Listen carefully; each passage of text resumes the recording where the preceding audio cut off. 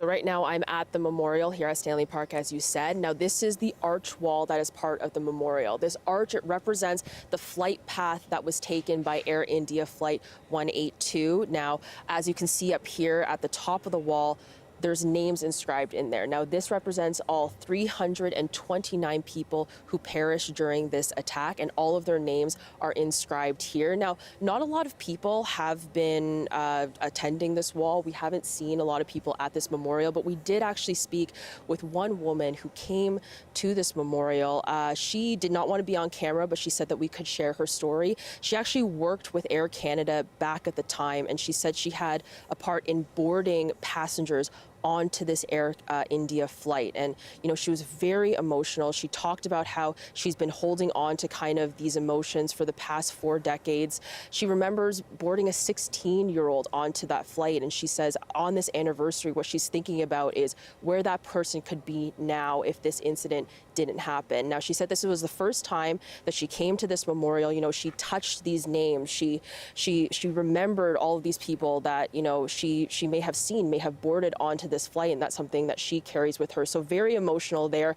And of course, on top of that, there are the families of the victims who are still mourning, still grieving their loved ones after these 4 decades. Now, we spoke to Shashil Gupta, who lost his mother, Ramwati Gupta, who's actually named right there. Now, he talks about how he feels during this anniversary and also what he misses about his mother 40 years later. Take a listen. I've got 2 little girls, and not a day goes by that I wish my mom were alive so they could meet her, so she could meet them. The hurt doesn't go away, or it hasn't for me at least. The pain hasn't gone away.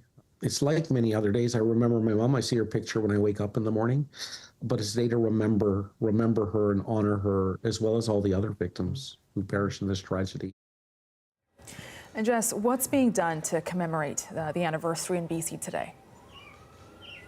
Yeah, so there's going to be a vigil that takes place here at the memorial tonight. That's to, of course, commemorate and remember those who lost their lives, to come together as a community, to support the family of the victims, and also to kind of remember this attack as a significant incident here in Canada. And we've been hearing it, you know, all half hour with all the experts who are talking about how there's not a lot of awareness around this incident. Not a lot of people know that it happened, and if they do, they largely see it as, you know, an incident that only impacts the Indian community, when, of course, we've talked about a majority of the people on the flight were Canadians. Now, Gupta, when we talked to him about it, says this incident tragically is a stark reminder because he says that, you know, a lot of Canadians tend to think that terrorism doesn't happen here, that it happens overseas. And this incident is a stark reminder that terrorism has touched Canada and has impacted Canadian lives and families. And so he hopes that that message kind of pulls through. And so tonight at this vigil, we're going to, you know, expect people to gather, to come together as a community and to remember those who lost their lives. All right. Thank you, Jess.